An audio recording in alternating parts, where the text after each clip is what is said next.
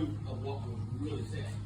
Because when Satan asked Jesus, is that what God really said? I think there's meanings behind that we've talked about this. But see, there it goes again. And as well, I did a study on this once that linked the NIV, New King James, and all that into the rise of the non-denominational church.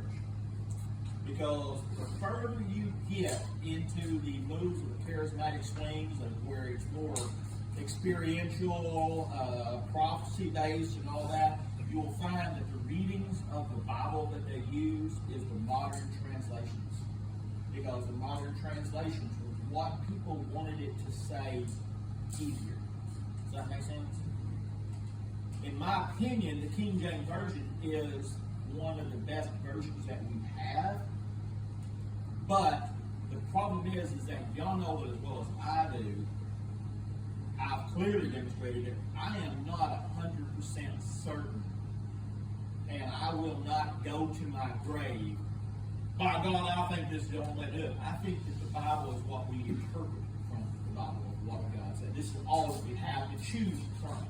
I think that we have to let, it's not so much of us interpreting it, it's God speaking through what we're reading. That's where I'm at. It's like God speaks to different things, different people. Exactly. Yeah. So that's where I'm at. It's like, so the Bible is like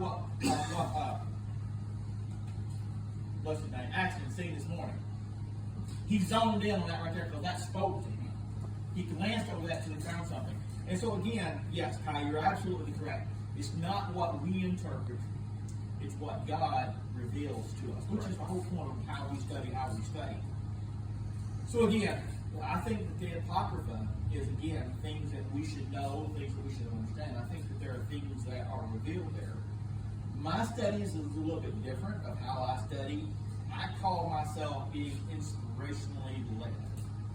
And what I mean by that is I personally do not sit and read volumes. I don't. I think so many books are expounding once they have a key idea, because they want, it's kind of like the Left Behind series. The Left Behind series was a good series for like one book. But when they decided it sold a lot, what did they do? They expanded upon the idea. And so a lot of books that have a central theme that is really good, everything else is centered around and used to sell filler. So all that being said, I believe that whatever God is leading you to understand, and to those that are led by the Lord, that's what I look for. I wait for God's leading, just like this. He led me down this path today. That's what I look for. I wait for God to lead me, but I'm putting myself in a position to where I depend upon God. So all that being said, I will go in any direction. I will try to help study. I will try to get answers. So anything you guys want to talk about, anything you guys, topics y'all would like to have, topics y'all would like to understand better, talk to me. As well, I want to say something, and Kyle, you and AJ both have said it, but I'm going to close on this, is the last one I'll say. I'm not a very open person. I'm not. Because I've learned through failures of friendships, expectations, letdowns, disappointments, whatever, I tend to close myself off. I tend to not reach out for several reasons. The Bible says, don't darken your neighbor's doorstep lest he hates you. And when I have been down that road where we had people in our lives that we see every weekend, and before long, what happens? Right, can y'all find some place to go this weekend? No, every day I got to see you, hear from you. I don't ever want to do that to y'all. I love each and every one of you. I do not believe, a person said one time in here, and it was a woman, I said, well, you know, I said, well, we miss you guys. She said, well, you can call us anytime. No, I can't. I'm a man. I have no business calling women. Sorry.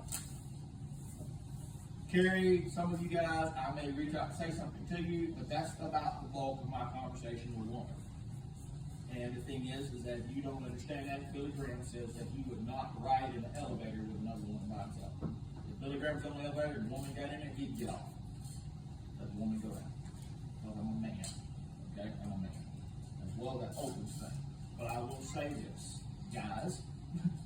I would love to see a women's group form where women can talk with women, do things. I would love for us men to do the same thing. I would love as well, but I want you guys to know, if you ever want to call and talk to me, talk. I'll tell you how to do it. First, if you call me, I'm going to tell you my voicemail, that if you call me and I didn't answer, there's probably a reason, because I think you're a bill collector. I'm not lying, I'm telling you the God's honest truth, because I am not paying Conway Regional for an appointment, because the first thing I walked in there and I said, she said, well, I'm just telling you right now, before we can talk any further, that you're looking 6 months down the road. I said, ma'am, I said, I know me. I'm not putting off this surgery for 6 months, because if I put off this surgery until 6 months from now, I will never have it. You got one chance to cut me open. That's right now, today. If you give me a chance to think about it, I'm out of here. And so Broomhilda, the woman off of Young Frankenstein, no, Fraulein, no, it was not a Fraulein Brewer. Every time they say the horse. Yeah, Young Frankenstein, that's what it was. Young Frankenstein. So again, point being is that this woman had this air about her, and she done ticked me off and said, look, okay, that's the problem then. Let's just call this appointment off right now. They want to charge me $200 and something to tell me 6 months. I'm not paying you. I'm not paying you. I told you, I don't want this. That did nothing. That is all that was said. Yeah. Is She said, but then she said, well, let's just go through this thing. I said, there's no sense in going through this thing. I'm telling you right now, I'm not doing this thing. And there's a sign on it. Well, you owe $250 something just for talking to us today. I'm like, So the lady was sitting in front of the counter. I'm like, see ya. Boom, I'm out of there. Polite from me, buddy. I'll shake you. So if you call me right now, I'm probably not going to talk to you. Over $250. This is a principle. So, my point is that if you text me, I will always say, honey, I need to talk. So, you got a minute? Okay, I may not have a minute right then, and I'll text you back. As soon as I can I call you this evening, or there's something you need to talk to me right now about. I want you guys to understand this. A lot of times, I would love to call y'all. I would love to call you guys. I would love to. I'm afraid to. Just be honest. I'm just being honest now. I'm afraid to. Because some people will pretend that they like you. My terror is discovering that people don't really like me, that they pretend. You have no idea how much terror I have now. Because I hate myself when I open up and try to like somebody and then I discover that they didn't like me and it was a fraud. I hate myself, Lord, because I opened up to you. I hate myself because of that. I torment myself. So I don't call you. But I'm telling you guys, a lot of times I think about calling you. Artie, bless his heart, he has to do endure me anyway. But the point is that you guys know that if y'all ever need to talk to me, call me, text me. Don't call me, text me. Say, Monty, can you talk? You got a moment. And if I don't, I promise you, I will make time. I will make time to talk to you. And if you just need to bounce an idea, you want to talk to me, odds are my mind is so far out there on stupid things anyway. Your stupid thing is just it's not going to bother me because my mind's out there anyway. Just call me. I can check my calendar. I'm a socialite right now. So, all that being said, I do want to say that. Please let me know if you don't feel comfortable with talking about what you want to talk about as far as you send me a text. Hey, Monty, I'm really interested in learning about this. Hey, Monty, I'm interested in learning about that. So, and especially if I see where 2 or more people have the same central theme of what they want to study on, that tells me, hey, we want to pursue that. Does that make sense? And I think the Apocrypha, question of the Apocrypha, not necessarily that the Apocrypha we need to forge doctrine around the Apocrypha. I'm not into that. I don't forge doctrine about anything. What I want to know is what God chooses to reveal from that. And He may reveal a lot of things, a lot of mysteries, or things that you kind of go, because I think about a lot of things. Aaron will tell you that I go, and I'll ask her, do you ever consider that? She goes, I consider weird things. Weird things. My dad said, Oh, I did. that's what my dad told me. I asked my dad, because Dad, he said, well, I couldn't understand something in church when we went to church all the time. And Dad took me home and put it breaking down the lanes, turning off the set at church and everything. And I started asking my dad stuff and everything. He said, son, them are great questions, but they're deep. He said they're deep, but he said they're interesting questions.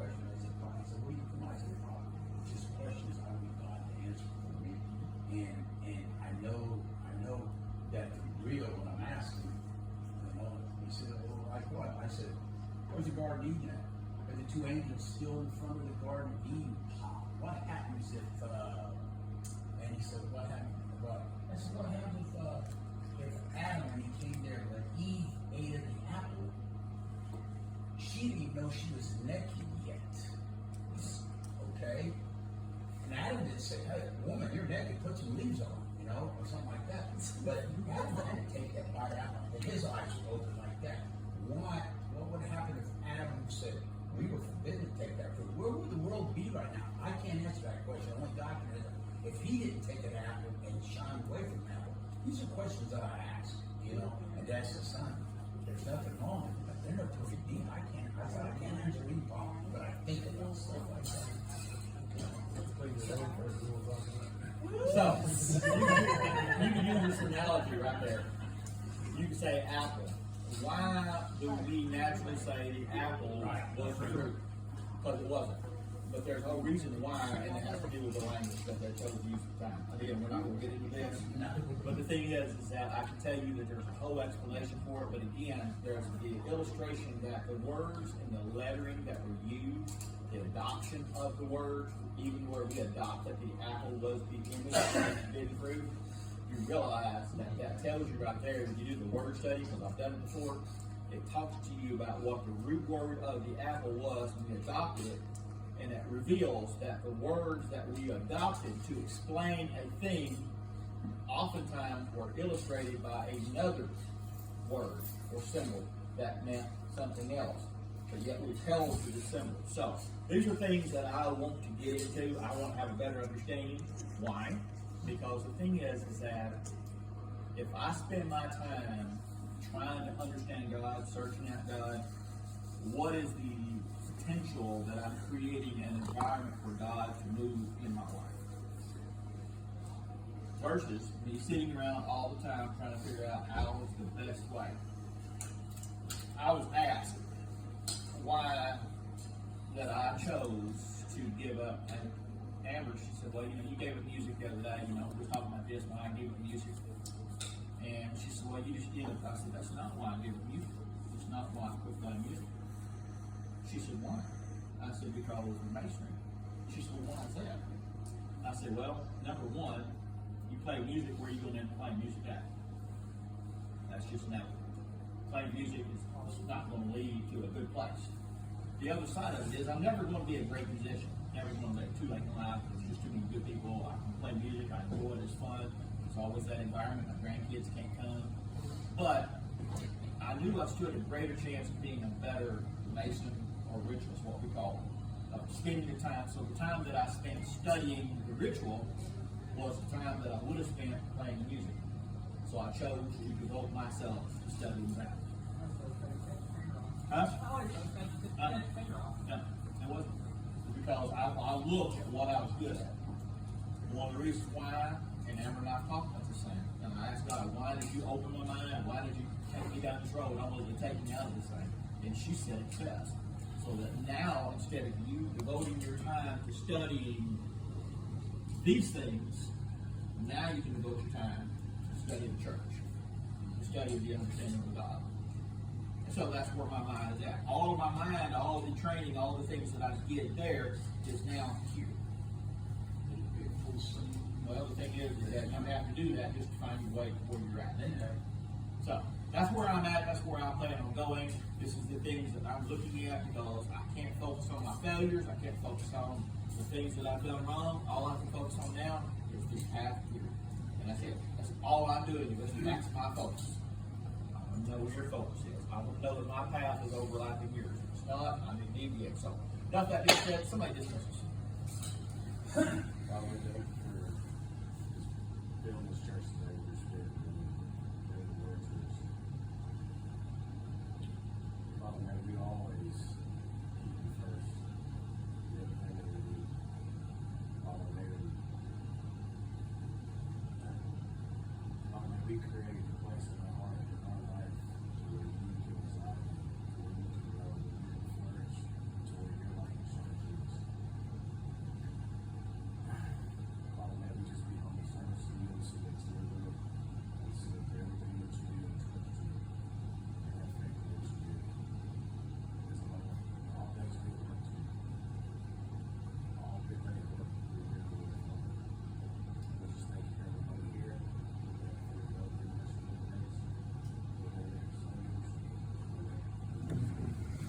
for y'all